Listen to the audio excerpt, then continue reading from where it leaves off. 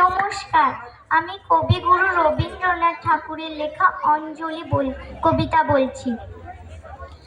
এই তীর্থ দেবতার ধরণীর মন্দির প্রাঙ্গণে যে পূজার পুষ্পাঞ্জলি সাজাইনু সযত্ন চয়নে, সায়নের শেষ আয়োজন যে পূর্ণ প্রণামখানি, মোর সারা জীবনে অন্তরে অনির্বাণ বাণী জ্বালাইয়া রাখিয়া গেলু আরতির সন্ধ্যা দীপ মুখে।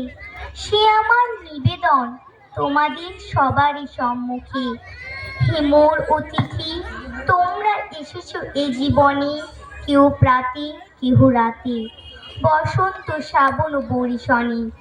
কারো হাতে বীণা ছিল, কেউ বা কম্পিত দীপ শিখা এনেছিলে মোর ঘরে, দ্বার খুলে দুরন্ত ঝটিকা।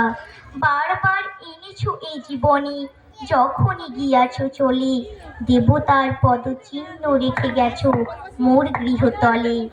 আমার দেবতা নিল তোমাদের সকলেরই নাম, রহিল পূজায় মোর তোমাদের সবারই প্রণাম।